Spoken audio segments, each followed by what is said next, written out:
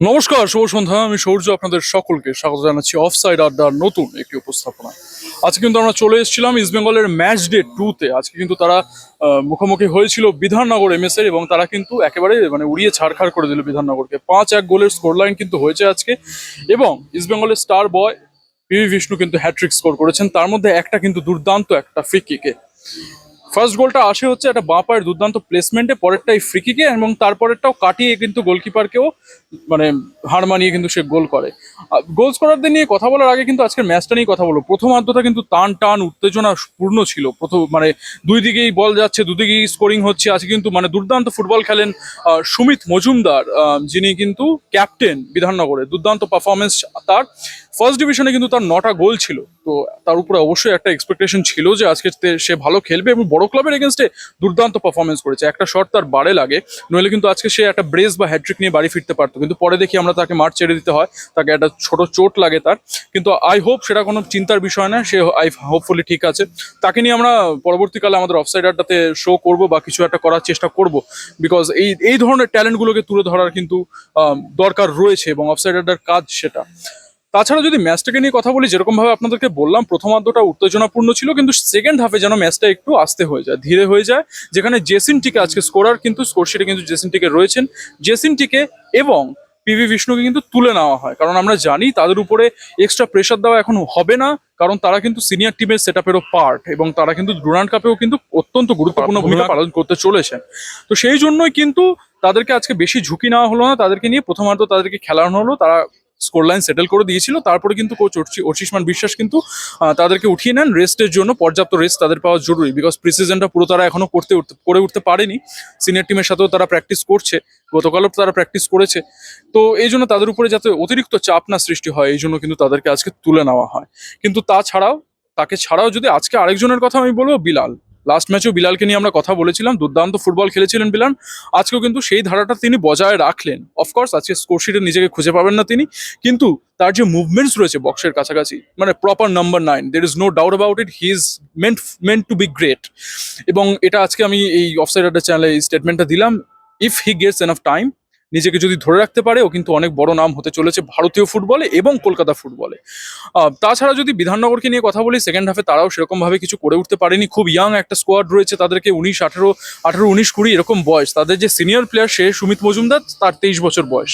এটা আজকে তাদের কোচ আজকে এসেছিলেন প্রেস কনফারেন্সে, পোস্ট ম্যাচ প্রেস কনফারেন্সে তিনি জানিয়ে গেলেন আমাদেরকে, এই যে ইয়াং সেটস অফ প্লেয়ার, সেটাকে নিয়ে তাদের কাজ করার ইচ্ছা রয়েছে, এবং আগামী দিনে এই প্লেয়ারগুলো যাতে বড় ক্লাবে খেলতে পারে, বড় জায়গায় যেতে পারে, সেটাই তাদের অ্যাম্বিশন রয়েছে। সেটা নিয়ে আমরা কথা বলে নিয়েছিলাম, আমরা এরপরে প্রেস কনফারেন্স চালিয়ে দেবো, আপনারা শুনে নেবেন। কিন্তু আজকের মতো এইটুকুই। সেকেন্ড হাফে ইস্ট বেঙ্গল যখন বলের পুরো পজিশন পেয়ে যায়, 4-1 গোলের স্কোর লাইনে এগিয়ে, সেরকম ভাবে প্রেশার দিতে দেখা যায়নি। আজকেও কিন্তু দুর্দান্ত খেলেছেন জয়বাজ। আগের দিন আমরা ভিডিওতে মিস করে গেছিলাম জয়বাজের কথা, কিন্তু জয়বাজকে নিয়ে কথা বলার মতো কিছু নেই। He is fantastic. অ্যান্ড আপনারা হয়তো একটা অকওয়ার্ড ল্যাপস দেখতে পারবেন, হাওয়া চলছে যা মাঠে, আমার এখানে ট্রাইপড পড়ে গেছিল। বাট আজকের জন্য এইটুকুই থাক তাহলে, আর বেশি কিছু করছি না। ওয়েদারও বলছে বেশিক্ষণ না টানতে। আপনারা আজকের ম্যাচের প্রেস কনফারেন্সের ভিডিও নিশ্চয়ই পেয়ে যাবেন, আমাদের এডিটর লাগিয়ে দেবে, সেটা আপনারা অবশ্যই দেখবেন। অফসাইড আড্ডার পাশে থাকুন। অফসাইড আড্ডা কিন্তু কলকাতা ফুটবল এবং ভারতীয় ফুটবলের যে কোনো আপডেট সবার আগে আপনাদের কাছে পৌঁছে দেবে। আজকের জন্য এটুকুই। আমি সৌর্য, সাইনিং অফ। ঠিকমতো ট্রেনিং করেছে, যেটুকুনি ট্রেনিং হয়েছে মন দিয়ে করেছে প্লেয়াররা, এটাই আর কিছুই না। বিধাননগর টিমটাকে নিয়ে কি বলবেন? বিশেষ করে তাদের কোচও বলে গেলেন যে তাদের যে গড় বয়স সেটা 18, 19, 20। একদম ম্যাক্সিমাম ছেলেকেই আমি চিনি, এবং চিনি আন্ডার 13 থেকে চিনি। কারণ ওখানে অন্য একটা টিম যখন আমরা প্র্যাকটিস করতাম, ওরা তখন সেই ছোটবেলা থেকে প্র্যাকটিস করতো, সবাইকেই প্রায় আমি চিনি। সত্যি খুব ভালো টিম। এরা যত খেলবে, এরকম প্রিমিয়ার লিগে এতগুলো ছেলে, বিধাননগর প্রিমিয়ার লিগে এসছে বলে এতগুলো ছেলে চান্স পাচ্ছে, নাহলে হয়তো অন্য কোনো টিমে এই ছেলেগুলো চান্স পেত কিনা আমার সন্দেহ। সেই জায়গায় বিধাননগরকেও স্যালিউট। আর এই ছেলেগুলো যত বাঙালি ছেলে এরকম চান্স পাবে, ততই বাঙালির পক্ষে, বাংলার ফুটবলের পক্ষে অনেক বেশি ভালো। মিস হয়েছে কিছু গোল, আর সেকেন্ড হাফে ওরা একদম লো ব্লকে চলে এসেছিল, তার জন্য একটু প্রবলেম হয়েছে। আর বিলাল উত্তম ফার্স্ট ডে আছে, একটু অ্যাডজাস্ট করতে সময় লাগছে, অ্যাডজাস্ট করলে হয়তো ঠিক হয়ে যাবে। আচ্ছা, দুজন যে গোল স্কোরার ছিল বিষ্ণু আর জেসি, ওদেরকে হাফ টাইমে চেঞ্জ করে দিলেন, এটার পেছনে কি কোনো স্পেসিফিক রিজন আছে? ব্যাপারটা হচ্ছে আমাদের তখন অলরেডি 4-1 রেজাল্ট হয়ে গেছিল, ওদের একটু রেস্ট দেওয়ার ব্যাপার ছিল, কিন্তু যেহেতু ওরা বেশি প্র্যাকটিস ম্যাচ মানে নেটিভ প্র্যাকটিস করেনি, এখনই ফুল টাইম প্রত্যেকটা ম্যাচ দিলে ওরা টায়ার্ড হয়ে যাবে। 1 নম্বর। 2 নম্বর হচ্ছে যে পরের দুজন আসলো তাদেরও দেখার দরকার ছিল। দুটো মিলিয়েই হয়েছে আর কি। এত কম সময় প্র্যাকটিস করেও মোহনবাগান সেখানে 4 মারলো, আজকে আপনারা 5 মারলেন। এটাকে একটা হেলদি কম্পিটিশন হিসেবে দেখছেন? কে কত গোল মারতে পারে? একদমই না, একদমই না। আমরা দেখছি আমাদের টিমটা আমাদের শেপে খেলতে পারছে কিনা, আমাদের প্যাটার্ন আমাদের স্টাইলে আসছে কিনা, সেটাই এখন দেখা।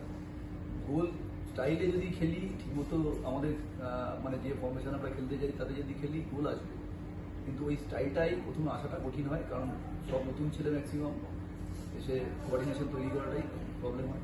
সেটা হলেই হয়, কিন্তু একটুখানি 2 ম্যাচে না বলাই ভালো, কারণ ওই স্ট্যান্ডার্ডটা যেমন আপনারা যদি চিন্তা করেন ফার্স্ট ডিভিশন আর প্রিমিয়ার ডিভিশন, ফার্স্ট ডিভিশনে অনেককে ভালো লাগে, প্রিমিয়ার ডিভিশনে এসে 1-2 ম্যাচে তাকে বলা যায় না, কারণ 2 ম্যাচ 3টে ম্যাচের পর থেকে আসল কনসিস্টেন্সি লেভেলটা বোঝা যায়। তা এটাও সেরকমই পার্থক্য ক্যালকাটা প্রিমিয়ার লিগ আর আইএসএ। সুতরাং সেই জায়গা থেকে 2 ম্যাচে কিছু বলাটা ঠিক না, তবে হ্যাঁ নজরে অনেকেই আছে, আরও যত কনসিস্টেন্সি যারা দেখাবে তত হয়তো জায়গায় আছে।